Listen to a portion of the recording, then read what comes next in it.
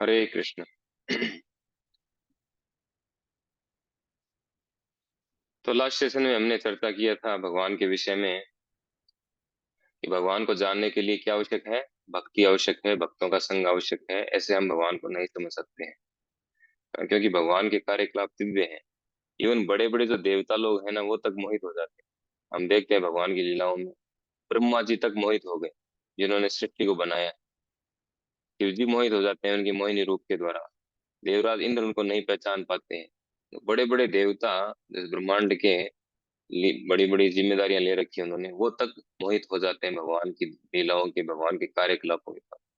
तो हम जैसे मनुष्य क्या समझेंगे भगवान को क्या समझेंगे? तो भगवान को किसी तर्क के द्वारा नहीं समझा जा सकता। तो भगवान को समझने के लिए उनके शरणागत होना जरूरी है। तो क्या तरीका है समझने का, वो यहाँ पे बताया जा रहा है इस श्लोक में। तवेद धातु पदवीं परस्य दुरंत वीर्यस्य रथांग पाणि यो अमायया संततयानुवर्त्या भजेत तत्पाद सरोज गंधम। जो बिना हिचक के अबाध रूप से अपने हाथों में चक्र, रथ का चक्र धारण करने वाले भगवान के चरण कमलों की अनुकूल सेवा करता है, वही इस जगत के सृष्टा की पूर्ण महिमा, शक्ति तथा दिव्यता को समझ सकता है। भगवान को जानने का प्रोसेस बताया जा रहा है श्लोक में। क्या है कि जो बिना हिचक के अबाध रूप से, बिना रुके हुए, निरंतर, अहेतु की अप्रतिहता, बिना हिचक के, बिना किसी हिचकिचाहट के। जैसे प्राय लोगों को भय रहता है कि अगर मैं, जैसे भगवान कहते हैं गीता में कि सर्वधर्मान परित्यज्य माम एकम शरणम व्रज, कि सारे धर्मों को छोड़कर एकमात्र मेरी शरण में आओ। तो हम सोचने लग जाते हैं कि सारे छोड़ देंगे, जो पहले हम कर रहे थे वो सब छोड़ देंगे तो क्या होगा, वो नाराज हो जाएंगे, वो नाराज हो जाएंगे। कई तरह के भय होते हैं, लोगों का भय, समाज का भय, परिवार का भय, जिन और पहले जिनकी पूजा अर्चना कर रहे थे उनका भय, तरह तरह के भय हैं। लेकिन भगवान जो है इंश्योर करते हैं, गारंटी देते हैं कि तुम डरो मत, माँ सच्चे, तुम डरो मत, तुम मेरी शरण में आके देखो। मैं तुम्हें, अहम त्वाम सर्व पापेभ्यो, मैं तुम्हें सारे पापों से मुक्त कर दूंगा। कोई व्यक्ति दूसरा इस तरह की गारंटी नहीं लेता, एकमात्र भगवान ये गारंटी लेते हैं। फिर भी हम नहीं जा रहे हैं, फिर भी हम हिचक रहे हैं, हमें भय बना हुआ है हमारे अंदर, क्योंकि विश्वास नहीं है। तो बिना हिचक के अबाध रूप से क्या करना है, अपने हाथों में रथ का चक्र धारण करने वाले भगवान के चरण कमलों की अनुकूल सेवा करना। रथ का चक्र कब धारण करते हैं भगवान श्री कृष्ण? तो भीष्म पितामह उनको हथियार उठाने पर मजबूर कर देते हैं, है ना? महाभारत में आता है। महाभारत में जब देखते हैं, भीष्म पितामह ने प्रण लिया था, भगवान श्री कृष्ण ने ये प्रण लिया कि मैं शस्त्र नहीं उठाऊंगा महाभारत के युद्ध में, है ना? आपको पता होगा शायद। तो भीष्म पितामह ये प्रण ले लेते हैं कि मैं शस्त्र उठवा के रहूंगा। और भीष्म पितामह जो है भगवान के भक्त है, तो भगवान जो है अपना कमिटमेंट छोड़ देते हैं। अपना, उन्होंने को प्रण भी लिया है, तो उसको भी वो छोड़ देते हैं अपने भक्त का प्रण पूरा करने के लिए। ये विशेषता है भगवान की। अपने खुद बदनाम हो जाएंगे लेकिन उनका भक्त बदनाम नहीं होना चाहिए, उसकी निंदा नहीं होनी चाहिए दुनिया में, चाहे खुद की हो जाओ। ऐसे हैं भगवान। तो वो भीष्म पितामह का प्रण पूरा करने के लिए क्या करते हैं, वो रथ का चक्र उठा लेते हैं। क्योंकि अर्जुन उन पे वार करता नहीं है, तो अर्जुन नहीं वार नहीं करता है, तो फिर भीष्म पितामह जो खुद उस पे वार करने वाले होते हैं, तो ऐसी स्थिति बनाते हैं भगवान वहां पर। तो अर्जुन को कहते हैं युद्ध कर, युद्ध कर। युद्ध करते शुरू हो चुका होता है, कई दिन निकल चुके होते हैं। अब भीष्म पितामह आमने सामने हो जाते हैं अर्जुन के। तो भीष्म पितामह पितामह पर धनुष चलाना होता है, बाण चलाना होता है। और अर्जुन फिर से जो है उसी पुराने वाले कॉन्सेप्ट में आ जाते हैं, मैं इन पे कैसे बाण चलाऊं। ये तो मेरे पितामह है, इन्होंने मेरे को पाल पोस के बड़ा किया है। तो वापस उसी चेतना में चले जाते हैं, बैठ जाते हैं रथ पे कि मैं युद्ध नहीं करूंगा। तब जो है, और उधर भीष्म पितामह सामने में खड़े हैं धनुष को बाण चलाने के लिए। तब अर्जुन भगवान क्या करते हैं, रथ से नीचे उतरते हैं और एक टूटा हुआ रथ होता है, पहिया रथ का, उसको उठा लेते हैं। उठा करके वो भीष्म पितामह की ओर भागते हैं। अर्जुन को बोलते हैं मैं मारूंगा भीष्म पितामह को, तुम नहीं मारोगे। तब जो है अर्जुन भाग करके आते हैं, आकर के भगवान के चरण पकड़ लेते हैं कि नहीं नहीं, आप ऐसा मत करिए, आपने तो शस्त्र नहीं उठाने का प्रण लिया है। और सामने भीष्म पितामह खड़े मुस्कुरा रहे हैं, और भगवान वो रथ लेकर के भाग रहे हैं भीष्म पितामह को मारने के लिए। भीष्म पितामह अपना वो हथियार रख देते हैं और हाथ जोड़ के खड़े हो जाते हैं, और मन ही मन सोचते हैं कि वाह, भगवान ने मेरा प्रण पूरा कर दिया। प्रणाम करते हैं भगवान। तो वो छवि जो है भीष्म पितामह को बहुत पसंद होती है, भगवान का वो जो दृश्य होता है ना, उनको मारने के लिए दौड़ते हैं, और उनका दुपट्टा नीचे गिर जाता है, भगवान का दुपट्टा रास्ते में। तो अंत में जब भीष्म पितामह अपना शरीर त्यागने वाले होते हैं, आगे आएगा वो इसमें स्तुति, तो वो ये उस रूप का वर्णन करते हैं कि मैं आपका वो रूप जो है उसको पसंद करता हूँ, वो रूप का दर्शन करना चाहता हूँ। उस रूप के बारे में वो महिमा गाते हैं उस रूप। तो उस रूप में यहाँ पे कह रहे हैं कि उस रूप की चक्र धारण करने वाले भगवान है, के चरण कमलों की अनुकूल सेवा करता है। तो सेवाएं भी दो तरह की हैं, एक अनुकूल सेवा, एक प्रतिकूल सेवा। इसको समझना जरूरी है। अनुकूल सेवा क्या है, प्रतिकूल क्या है। जैसे कंस जो है, वो भी हरे कृष्णा करता था दिन भर, हम भी हरे कृष्णा करते हैं, है ना। लेकिन कंस जो है वो प्रतिकूल भाव से करता था। कंस भगवान को अपना शत्रु समझता था, हर समय कृष्ण को, हम इतना नहीं करते ना, हमसे ज्यादा कंस करता था हरे कृष्णा या कृष्ण कृष्ण, जितना हम नहीं करते। वो हर समय उसको तो कृष्ण दिखते थे, काल के रूप में, मृत्यु के रूप में।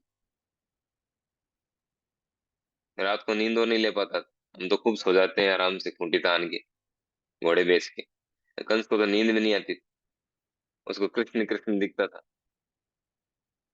तो लेकिन वो क्या था, वो प्रतिकूल भाव से था, अनुकूल भाव से नहीं था।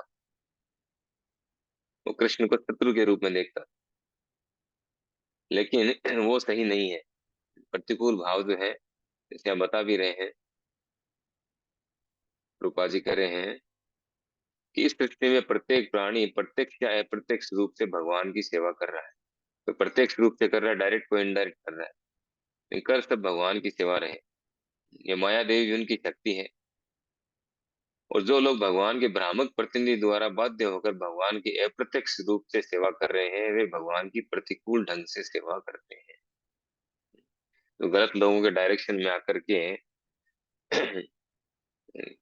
सेवा करते हैं, वो प्रतिकूल सेवा है, अनुकूल सेवा नहीं है। तो अनुकूल सेवा किसे कहते हैं, एक श्लोक में बताया गया है कि भक्ति रसामृत सिंधु में, कि अन्य विलासिता शून्यम ज्ञान कर्म अधनावर्तम आनुकूल्यन कृष्णानुशीलनम भक्ति उत्तम। उत्तम भक्ति क्या है, अनुकूल भाव से श्री कृष्ण की सेवा करना। आनुकूल्यन कृष्णानुशीलन, वो कैसे करना है, सर्व उपाधि विनिर्मुक्तम नहीं, अन्य अभिलाषिता शून्यम, जितनी भी अन्य अभिलाषा है हमारी, श्री कृष्ण को प्रसन्न करने के अतिरिक्त जितनी भी अभिलाषाएं हैं हमारी, जितनी भी इच्छाएं हैं, उन सब अभिलाषाओं को क्या करना है, शून्यम, उनके प्रति शून्य। अन्य अभिलाषिता शून्यम, उन सबको शून्य करना है, जीरो। एक ही अभिलाषा होनी चाहिए, क्या, कि श्री कृष्ण को कैसे प्रसन्न करें। जैसे प्रभुपाद जी को देखिए, प्रभुपाद जी क्या अभिलाषा थी, वो क्यों गए अमेरिका, घूमने गए थे क्या, टूरिस्ट वीजा लेकर घूमने थोड़ी गए थे कि चलो अमेरिका घूम के आए, फिल टावर देखेंगे, न्यूयॉर्क देखेंगे। ऐसा कोई नहीं था। उनका क्या था कि श्री कृष्ण को कैसे प्रसन्न करना है, उनके गुरु का आदेश था। तो अन्य अभिलाषिता शून्यम, अन्य जितनी भी अभिलाषाएं हैं उनको शून्य करना। फिर ज्ञान कर्म अधनावर्तम, ज्ञान और कर्म के लेवल से ऊपर उठना। आनुकूल्यन कृष्णानुशीलन, अनुकूल भाव से, जैसा श्री कृष्ण चाहते हैं उसके अकॉर्डिंग कार्य करना। श्री कृष्ण क्या चाहते हैं कैसे पता चलेगा? ये पता चलेगा हमें गुरु के माध्यम से। तो प्रमाणिक गुरु हैं वो हमें बताएंगे कि आप हमें क्या करना है क्या नहीं करना। तो उनके आदेशों के अनुसार कार्य करना, तो वह अनुकूल भाव से सेवा करना। आनुकूल्यन कृष्णानुशीलनम भक्ति उत्तमा, ये है उत्तम भक्ति। तो ऐसे अनुकूल सेवक भगवत भक्त ही होते हैं। हम्म, और वे भगवत कृपा से अध्यात्म के गुह्य क्षेत्र में प्रवेश कर पाते हैं। अर्थात यहाँ पे देखिए ऊपर लिखा भी है, किंतु जो उनके प्रिय प्रतिनिधि के निर्देशन में प्रत्यक्ष सेवा करते हैं वे उनकी अनुकूल सेवा करते हैं। प्रतिनिधि कौन है? भगवान के प्रिय प्रतिनिधि गुरु हैं। साक्षात हरित्वेन समस्त शास्त्रे उक्तस्तथा भावेत एव सन्ति किंतु प्रभोर्ये प्रिय एव तस्य वंदे गुरु श्री चरणारविंद। सभी शास्त्रों में साक्षात हरित्वेन, सभी शास्त्रों में क्या बताया गया है कि जो प्रमाणिक गुरु हैं वो साक्षात भगवान के ही समान है। हमें उनका भगवान के ही समान आदर करना चाहिए, सम्मान करना चाहिए। वो अपने आप को भगवान के समान नहीं समझते कभी भी, वो अपने आप को भगवान का तुच्छ सेवक समझते हैं। लेकिन हमारा कर्तव्य है कि उनको भगवान के समान सत्कार करें उनका, क्योंकि भगवान के प्रतिनिधि हैं, ऑथराइज्ड प्रमाणिक प्रतिनिधि हैं। वो भगवान के प्रिय हैं। किंतु प्रभोर्ये प्रिय एव तस्य। तो ऐसे प्रमाणिक गुरु के निर्देशन में हम प्रत्यक्ष भगवान की सेवा करते हैं। तो वो सेवा जो है वो क्या है? अनुकूल सेवा है। आनुकूल्यन कृष्णानुशीलन। तो ऐसे अनुकूल सेवक भगवत भक्त ही होते हैं और वे भगवत कृपा से अध्यात्म के गुह्य क्षेत्र में प्रवेश कर पाते हैं। तो ऐसे जो अनुकूल भाव से जो सेवा करते हैं वो आध्यात्मिक क्षेत्र है, अध्यात्म के गुह्य क्षेत्र में यानी गोपनीय क्षेत्र में प्रवेश कर पाते हैं। इस आध्यात्मिक विषय की गोपनीयता को समझ पाते हैं। ये कोई साधारण विषय नहीं है। ज्ञानम ते हम स विज्ञानम, भगवान गीता में कहते हैं ये सबसे गोपनीय ज्ञान है। राज विद्या राजगुह्यम पवित्रम इदम उत्तमम, ये राज विद्या है, राजगुह्यम, ये सबसे गोपनीय ज्ञान है। तो इसको समझना इतना आसान नहीं है। इसको समझने के लिए क्या करना है? प्रमाणिक व्यक्ति के निर्देशन में कार्य करना है। प्रमाणिक गुरु के निर्देशन में हम कार्य करेंगे, उनके अनुसार चलेंगे, तब हम इस गोपनीय ज्ञान को समझ पाएंगे। वैसे तो गीता सब जगह अवेलेबल है, भगवत गीता भागवतम, लेकिन ऐसे पढ़ करके कोई समझ नहीं सकता है, ये ओपन सीक्रेट है। तो इसको समझने का तरीका है प्रमाणिक गुरु के निर्देशन में हम भक्ति करें। हम अगर हमारे मन गढ़ंत तरीके से चलेंगे ना, हम कभी भी नहीं समझ पाएंगे। यहाँ लिखा है मनोधर्मी सदा अंधकार में ही पड़े रहते हैं। इन मनोधर्मी यानी जो अपने मन के हिसाब से चलते हैं, मन मर्जी से, वो हमेशा अंधकार में रहेंगे, कभी नहीं समझ पाएंगे इस दिव्य ज्ञान।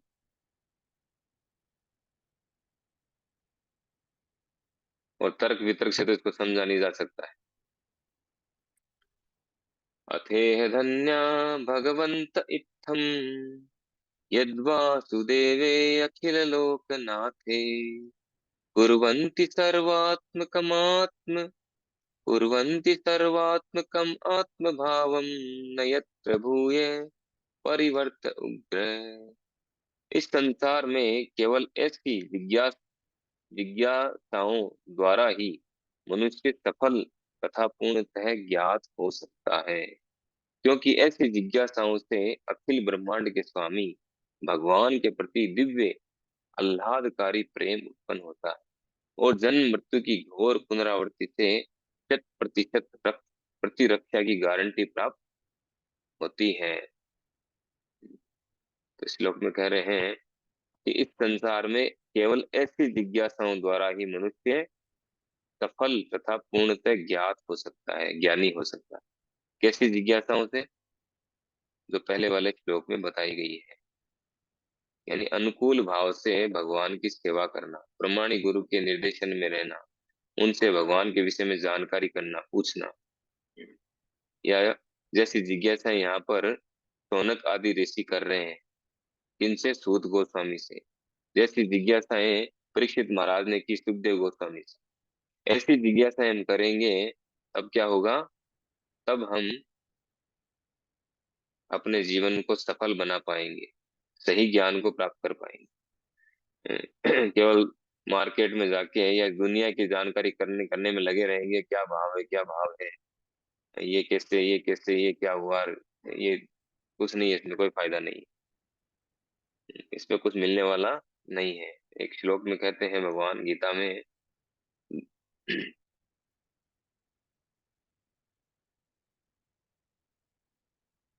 वो श्लोक याद नहीं आ रहा मेरे को।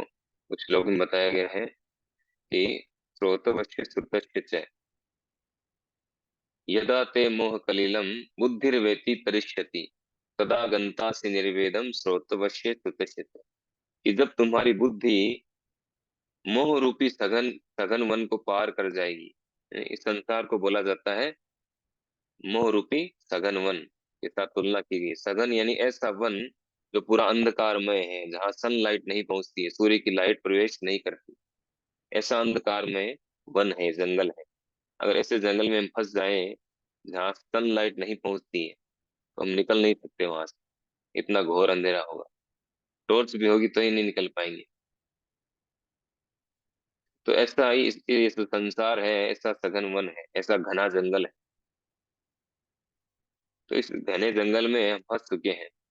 तो इस मोह रूपी घने जंगल से जब तक हम पार नहीं होंगे, यदा ते मोह कलिलम, जब तक हमारी बुद्धि मोह रूपी सघन वन को पार नहीं करेगी, तब तक हम श्रोतवश्य श्रुतस्य चे, सदा गंतासि निर्वेदम श्रोतवश्य श्रुतस्य चे। तब तक हम इस दुनिया के विषयों के प्रति अट्रैक्ट होते रहेंगे। श्रोतवश्य श्रुतस्य चे, यानी जो सुन चुके हैं उनके प्रति, और जो नए नए विषय हैं जो अब तक हमने नहीं जाने हैं, उनके प्रति हमेशा हमारा आकर्षण बना रहेगा। तो जब तक उनके प्रति हमारा आकर्षण बना रहेगा, तब तक हम भगवान के विषय में नहीं जान पाएंगे। तो हमें जो है हमारा आकर्षण को इधर डाइवर्ट करना है, भगवान की तरफ, भगवान के विषय में जानना, ये जिज्ञासाएं करना है। तो इन जिज्ञासाओं को करने का फायदा क्या है? देखिए, भौतिक जिज्ञासाओं का फायदा क्या है? बार बार जन्म मृत्यु का चक्र बढ़ता जाएगा। और आध्यात्मिक जिज्ञासाओं का फायदा क्या है, लाभ क्या है?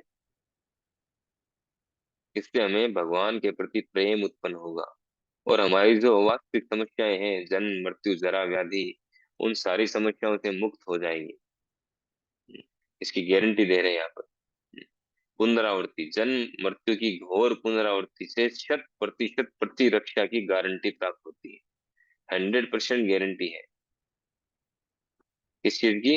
इस जन्म मृत्यु के चक्र से मुक्ति की। वो कैसे होगी वो मुक्ति? जब हम भगवान के विषय में जानने के प्रयास में लग जाएंगे। क्योंकि ऐसी जिज्ञासाओं से अखिल ब्रह्मांडों के स्वामी भगवान के प्रति दिव्य आह्लादकारी प्रेम उत्पन्न होता है। तो हमें इस पर बल देना चाहिए, इसमें पूरा ध्यान केंद्रित करना चाहिए, प्रयास ये करना चाहिए। और यहाँ बता भी रहे हैं, प्रभुपाद जी तात्पर्य में कह रहे हैं कि यहाँ पर सूत गोस्वामी द्वारा शौनक आदि मुनियों की जिज्ञासाओं की प्रशंसा उनकी दिव्य प्रकृति के आधार पर की गई है। तो जो मैंने बताया, शौनक आदि जो ऋषि हैं, तो क्वेश्चन कर रहे थे, उनसे प्रश्न पूछ रहे थे, तो ऐसे प्रश्न थे वो जो सभी की भलाई के लिए थे, वास्तविक भलाई, आत्मा के कल्याण के लिए। ऐसे प्रश्न थे। भगवान की लीलाओं के विषय में जानना चाहते थे, भगवान का जन्म क्यों हुआ, उन्होंने क्या क्या लीलाएं की, उसके पीछे कारण क्या था, वो सब क्वेश्चन प्रश्न पूछते हैं। तो भक्त ही, क्या लिखा है, केवल भगवत भक्त ही उनको एक समुचित सीमा में जान पाते हैं। भक्त जो है वे भगवान को जान सकते हैं, अन्य कोई नहीं जान सकते हैं। इसलिए भक्तों को भाग्यशाली कहा गया है, यानी सफल व्यक्ति। इदं भागवतं नाम पुराणं ब्रह्म संहितम् उत्तम श्लोक चरितं चकार भगवान ऋषि निःश्रेष्ठाय लोकस्य धन्यं तस्तेऽनं महत्। ये श्रीमद् भागवत भगवान का साहित्य अवतार है, जिसे भगवान के अवतार वेद व्यास ने संकलित किया है। ये सभी लोगों के परम कल्याण के निमित्त और ये सभी तरह से सफल, आनंदमय तथा परिपूर्ण है। अब श्रीमद् भागवत की महिमा बताई गई है 2 श्लोकों में, इसमें और चल आगे रही वाले है? में। तेरा बंद कर दे, ये बंद कर। सफल, आनंदमय। तो क्या बताया जा रहा है कि ये श्रीमद् भागवतम जो हम पढ़ रहे हैं भागवतम, ये भगवान का साहित्य अवतार है। यानी भगवान में और श्रीमद् भागवतम में कोई अंतर नहीं है। इसको बोलते हैं शब्द ब्रह्म। जैसे गंगा जी को बोलते हैं लिक्विड ब्रह्म, वो भगवान का लिक्विड फॉर्म है, वो ब्रह्म है, वो साधारण जल नहीं है। कभी तो कंटामिनेटेड नहीं होता है, कभी दूषित नहीं होता है, उसके संपर्क में जो भी आता है वो शुद्ध हो जाता है। गंगा जल कभी भी दूषित नहीं होता है।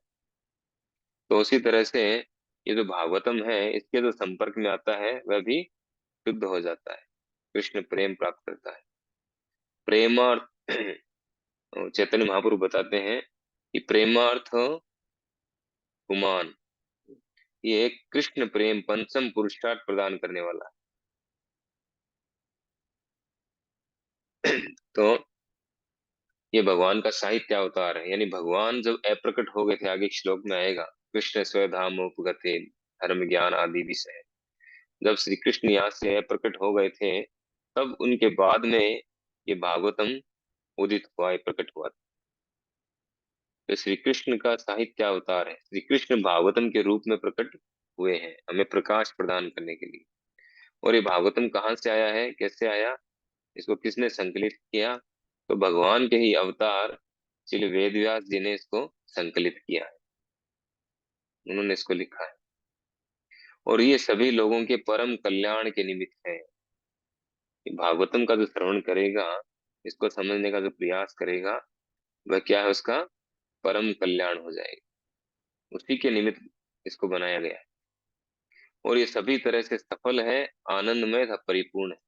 ये सभी तरह से सफल है और आनंदमय है। भागवतम को आप कहीं से भी पढ़ो, इसमें आनंद ही आनंद आएगा।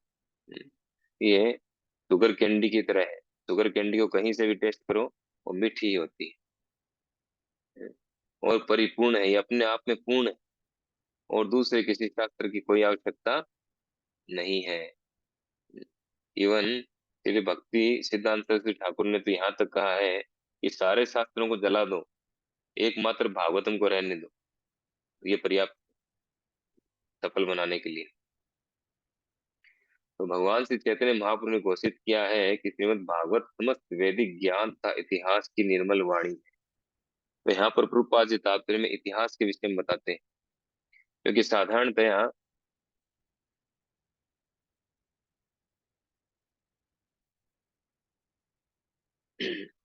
आगे वाला श्लोक में डिटेलिंग आएगी इसकी, इतिहास के विषय में। तो इसमें भगवान के संसर्ग में रहने वाले कतिपय महान भक्तों के चुने हुए चरित्र दिए गए हैं। श्रीमद् भागवत भगवान कृष्ण का साहित्य अवतार है, अतएव ये उनसे अभिन्न है। जैसे भगवान और भगवान का नाम अभिन्न है, वैसे श्रीमद् भागवतम और भगवान अभिन्न है, अलग अलग नहीं है। हमें श्रीमद् भागवत की पूजा उसी सम्मान से करनी चाहिए जिस तरह हम भगवान की करते हैं। जैसे हम भगवान का सम्मान करते हैं, पूजा करते हैं, आदर देते हैं, वैसे हमें श्रीमद् भागवतम का करना चाहिए, क्योंकि उनमें और भागवतम में कोई अंतर नहीं है। हम इसके सचेत एवं धीर अध्ययन के द्वारा भगवान का परम आशीर्वाद प्राप्त कर सकते हैं। जिस प्रकार भगवान पूर्ण प्रकाश, पूर्ण आनंद तथा सर्वथा पूर्ण है, उसी तरह ये श्रीमद् भागवतम भी है। जैसे भगवान पूर्ण है, ओम पूर्णमद पूर्णमिदं पूर्णात् पूर्णमुदच्यते पूर्णस्य पूर्णमादाय पूर्णमेव अवशिष्यते, श्री चौपनिषद। कि भगवान पूर्ण है और उनसे निकलने वाली प्रत्येक इकाई भी पूर्ण है। और पूर्ण से कितनी पूर्ण इकाइयां निकल जाए, फिर भी वो पूर्ण बने रहते हैं। ये विशेषता है भगवान की। भौतिक जगत की कैलकुलेशन और आध्यात्मिक जगत की कैलकुलेशन में बहुत बड़ा अंतर है। भौतिक जगत में अगर एक में से आप एक निकालेंगे तो क्या होगा, जीरो बचेगा, है ना। 1 - 1 इक्वल टू जीरो, 1 + 1 2 हो जाएगा। लेकिन आध्यात्मिक जगत में ऐसा नहीं होता। वहां एक में से एक निकालेंगे, एक ही बचा रहेगा, और एक में वापस एक जोड़ देंगे तो भी एक ही बचा रहेगा। ये विशेषता है, वहां की कैलकुलेशन अलग है। तो भगवान पूर्ण है और आनंदमय है। आनंदमयो अभ्यासात, उसी तरह से भागवतम भी पूर्ण है और आनंदमय।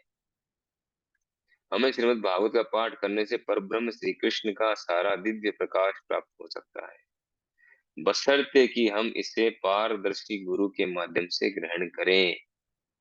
यानी ऐसे व्यक्ति से भागवतम ग्रहण करना चाहिए जो खुद भक्त हो, निस्वार्थ भाव से भगवान के शरणागत हो। जो लोग पैसे लेकर के जो भागवतम कथाएं कर रहे हैं, आगे बता रहे हैं रूपा जी, पुरी में भगवान चैतन्य के दर्शनार्थ जितने लोग आते थे, उनसे महाप्रभु के निजी सचिव श्री स्वरूप दामोदर गोस्वामी यही कहा करते थे कि किसी भक्त भागवत से ही भागवत का अध्ययन करना चाहिए। भक्त भागवत कौन है? भागवत दो प्रकार के हैं, एक ग्रंथ भागवत, एक भक्त भागवत।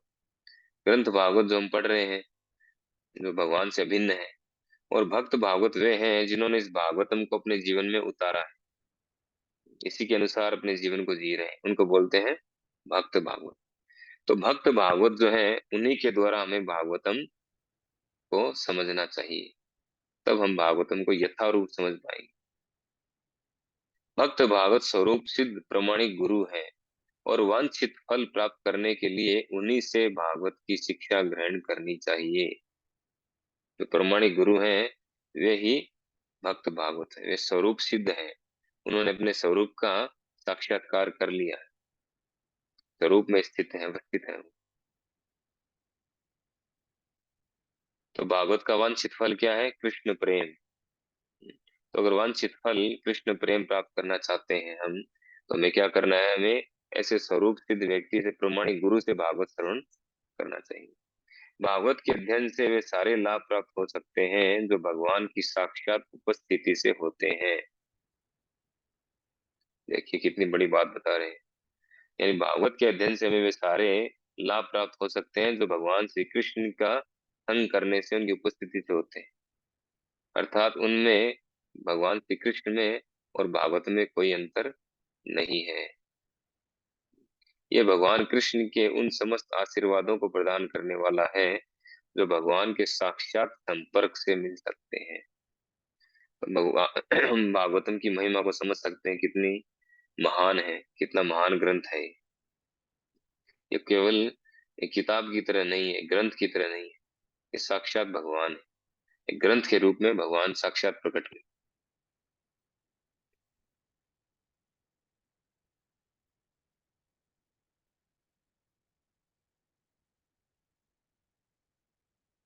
ठीक है, आज इतना ही करेंगे हम।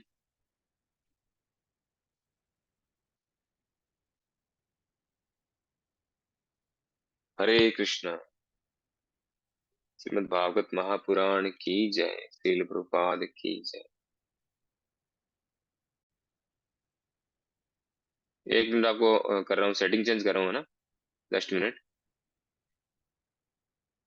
यस। शिल्पी माता जी कुछ कह रही है?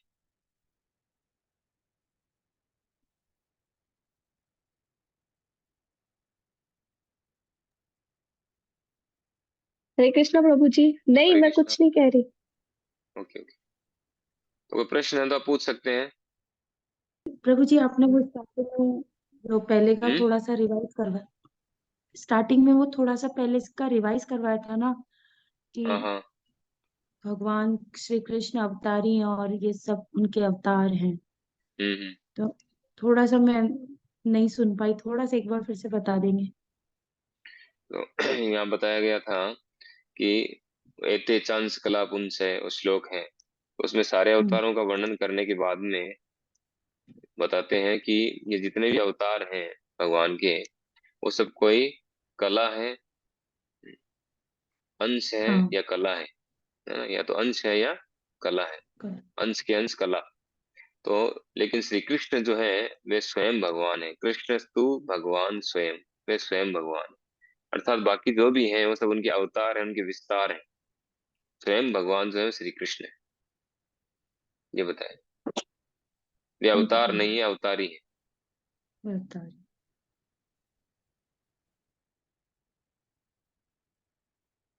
और कोई प्रश्न है?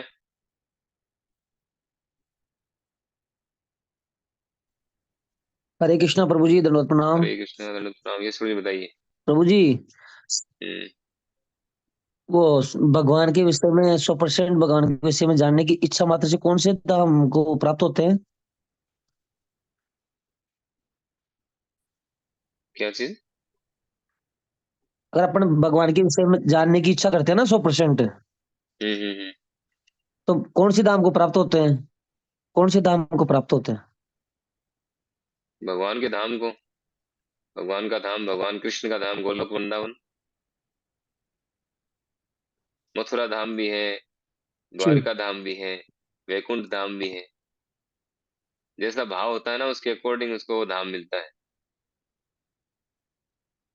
ना। जैसे पांच रस है ना, पांच रस है, शांत, हाँ। दास्य, सख्य, वात्सल्य, माधुर्य। जैसा जिस रस का हमारा भाव होता है उसके अकॉर्डिंग वो सेवा मिलती है, उसके अकॉर्डिंग उसको स्थिति प्राप्त होती है। जैसे जो भगवान राम के उपासक हैं उनको साकेत धाम भेजा जाएगा, जहाँ भगवान राम अच्छा। रहते हैं। ऐसे तो जिनके जो उपासना करते हैं जिस रूप में भगवान की, जिस भाव से, उसके अकॉर्डिंग उनको वो स्थिति प्राप्त होती हम्म। है। भगवान कृष्ण के साथ पांच ठीक रस है। बताए गए हैं। इन पांच रसों में जो कोई भी रस हम्म। के जो भक्त होते हैं उसके अनुसार उनको वो सेवा मिलती है, वो स्थिति मिलती है। ठीक है प्रभु जी, थैंक यू। हरे कृष्ण। हरे कृष्ण। यानी शांत शांत रस है, यानी वहाँ के जो वृंदावन धाम में जहाँ भगवान रहते हैं वहाँ के पेड़ पौधे पक्षी, वो सब वो भी सेवा करते हैं भगवान की, लेकिन शांत रस में। और दास्य रस में यानी इनकी हम्म। दास भाव से सेवा करना। सख्य रस यानी मित्र भाव से सेवा करना उनकी, मित्र के रूप में। और वात्सल्य यानी उनके माता पिता के रूप में सेवा करना, यानी उनके पालक बन करके सेवा करना। और माधुर्य यानी कि उनकी गोपियां, गोपियां, राधा रानी, उनकी गोपिकाएं, किंकरियां, मंजरियां, उस रूप में सेवा करना, माधुरी भाव। इस तरह से पांच रस हैं ये। ठीक है प्रभु जी। हरे कृष्ण। यस, और कोई प्रश्न है? ना प्रभु जी। हरे कृष्ण। प्रभु जी, ये पूछना था कि जैसे वरादेव है, नरसिंह भगवान है, तो इनके धाम वैकुंठ धाम ही होगा या अलग धाम है इनका? वैकुंठ धाम है। अच्छा, थैंक यू प्रभु जी। हरे कृष्णा। हरे कृष्ण। कुछ रूप ऐसे हैं जो भगवान कुछ समय के लिए लेते हैं, है ना। ऐसा भी है, उस विशेष पर्टिकुलर कार्य करने के लिए वो रूप लेकर के आते हैं।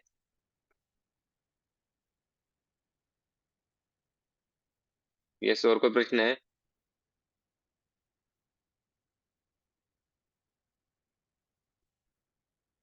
क्लास को समराइज समराइज कौन कर रहे हैं?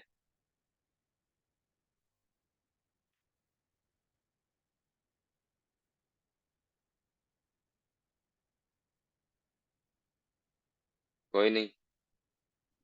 एक तो मुझे लग रहा है सब निराकार हो गए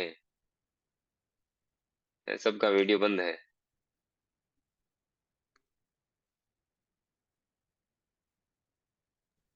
हरे कृष्णा प्रभु जी, मेरा वीडियो तो प्रभु जी यहाँ पे क्या है, फिर आवाज नहीं आती है, कट कट के आवाज आती है फिर आपकी। हम्म। इसलिए नेटवर्क कम है यहाँ पे, इसलिए मैं वीडियो बंद किया है मैंने। ठीक है। ठीक है। कोई कर रहे हैं, समराइज कर रहे हैं क्लास को? प्रभु जी मैं प्रयास यस करूं। मोदी जी। हाँ बताइए। आज आपने बताया कि सबसे पहले अभी तक तो चल रहा था भगवान के जितने भी रूप थे हमने उसके बारे में जाना, फिर निराकारवादी मायावादी के बारे में जाना, फिर भक्ति कैसे, जो भक्त होते हैं उनके बारे में जाना। आज का टॉपिक था कि भगवान को कैसे जाने। तो इसके अंदर सबसे पहले श्लोक में ये बताया गया कि भगवान को हम तभी जान सकते हैं जब हम निष्कपट भाव से पूर्ण रूप से उनके शरणागत होके बिना किसी तरह का संकोच किए और हम अपनी सारी मतलब एक्टिविटीज को भगवान को केंद्र मान के उनको समर्पित कर देते हैं, पूर्ण रूप से शरणागत होते हैं, तो ही हम भगवान के बारे में और उनकी दिव्य लीलाओं के बारे में जान सकते हैं। नहीं तो भगवान के बारे में जानना बहुत मुश्किल है। तो भक्ति के माध्यम से ही भगवान के बारे में जान सकते हैं। तो इसमें बताया गया है कि भगवान का जो रूप है जिसमें उन्होंने चक्र रथ का पहिया हाथ में उठाया है, उस रूप का ध्यान करके उनके चरण कमलों में जो शरणागत भाव से हम आते हैं तो उस रूप का ध्यान करना चाहिए, क्योंकि ये रूप भगवान ने भक्तों के लिए लिया था कि भीष्म पितामह ने अपनी मतलब ये प्रण लिया था कि वो भगवान से शस्त्र उठा के मानेंगे। तो भगवान ने उनका प्रण रखने के लिए शस्त्र उठाया। तो भगवान का मतलब इतना भाव है कि वो भक्तों के लिए कुछ भी कर सकते हैं। तो हमें ये जब हम इस रूप का मतलब ध्यान करते हैं तो हमें भगवान पे विश्वास होता है कि भगवान हमारे लिए कुछ भी कर सकते हैं। तो हमारा भक्ति थोड़ा उच्च स्तर की होती है। तो इस तरह से हमें भगवान के पूर्ण शरणागत होना चाहिए। फिर आपने बताया था कि भक्ति दो प्रकार की होती है, प्रतिकूल और अनुकूल। तो प्रतिकूल भक्ति तो होती है जो कि भगवान के विरोधी होते हैं, दुष्ट राक्षस होते हैं, या जो मायावादी निराकारवादी होती है जो भगवान से हमेशा मतलब दुश्मनी लेते हैं। जैसे रावण था, वो हर टाइम राम भगवान का चिंतन करता था, वो राम राम बोलता था, अपने लोगों को लड़ने के लिए भेजता था। जैसे कंस था, वो हर टाइम कृष्ण भगवान का चिंतन करता था, लेकिन वो प्रतिकूल भाव से करते थे। तो जैसे आज के कलयुग में मायावादी जो दार्शनिक है, ये भगवान का चिंतन तो करते हैं लेकिन ये लोगों को गलत रूप से ले जाते हैं। तो जो इन गलत चीजों में फंस जाता है वो कहीं ना कहीं प्रतिकूल भक्ति करता है। और अनुकूल भक्ति होती है जो कि उत्तम मतलब बिल्कुल भगवान के शरणागत होकर की जाती है। उसमें भगवान को सेंटर मान के उनकी प्रसन्नता के लिए पूरी एक्टिविटीज की जाती है, दिन भर की जो क्रियाकलाप होते हैं। और उसमें केवल एक ही जो भी भौतिक इच्छाएं होती है वो सब शून्य हो जाती है। और केवल भगवान प्रसन्न कैसे होंगे, भगवान की सेवा कैसे की जाए, यही हमारी इच्छा रहती है। तो अब ये हम कैसे प्राप्त करेंगे? तो ये सारा जो ये जो सारा हमें नॉलेज है, ये प्रमाणिक गुरु ही दे सकते हैं। प्रमाणिक गुरु भी वो जिन्होंने कि खुद आत्म साक्षात कर लिया गया हो, जो गुरु शिष्य परंपरा से आते हो, उनके शरणागत होकर उनके निर्देशों में कार्य करके हम इस प्रकार की शिक्षा प्राप्त कर सकते हैं और भगवान को कैसे प्रसन्न किया जाए ये जान सकते हैं। फिर आपने बताया था कि प्रामाणिक गुरु के निर्देशन में कार्य करना और उनकी भगवान की सेवा करना और भगवान के बारे में जिज्ञासा करना। जो इस प्रकार के कार्य करता है वही भगवान के दिव्य क्रियाकलापों को समझ सकता है। क्योंकि भगवान वैसे तो ओपन सीक्रेट है गीता और भागवतम, लेकिन हम लोग अपने मनगढ़ंत तरीके से अगर भागवतम पढ़ना चाहें, गीता पढ़ना चाहें, तो हम कभी भी इसको नहीं समझ सकते। जैसे मैंने भी बहुत बार प्रयास किया था, 4 बार गीता पढ़ी थी, लेकिन मुझे एक श्लोक का भी अर्थ समझ नहीं आया था। तो जब हम गुरु के निर्देशन में पढ़ते हैं तो हमें धीरे-धीरे समझ आने लगता है।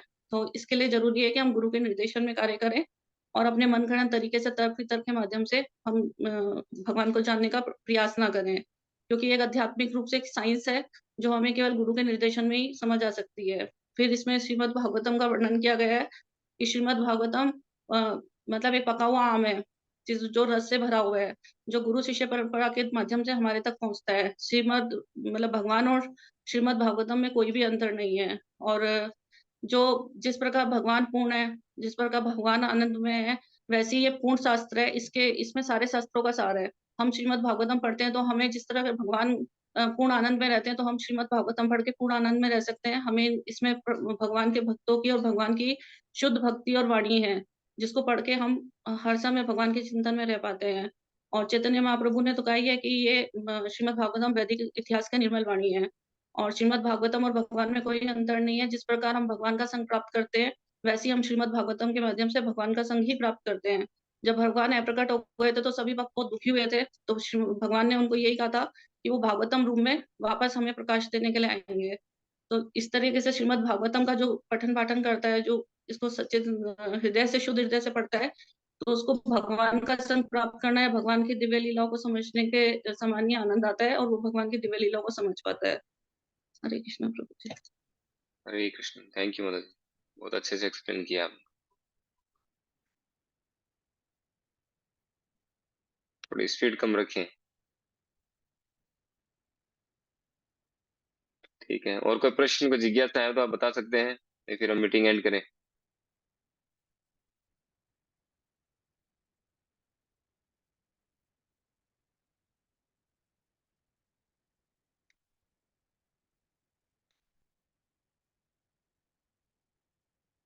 खुशबू माता जी, आप बताइए, समझ में आ रहा है आपको?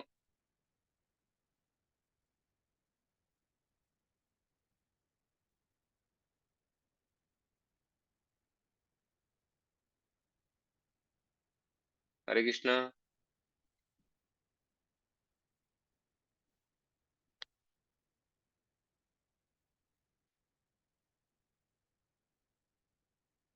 सुना नहीं। खुशबू माता जी, अनम्यूट करिए, आप अनम्यूट करिए। राधे राधे, जय श्री कृष्णा। हरे कृष्णा, समझ में आ रहा है आपको? हाँ जी, समझ में आ रहा है।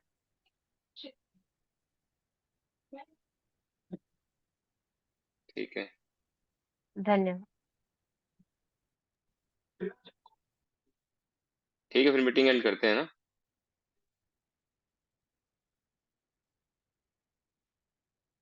हरे कृष्णा।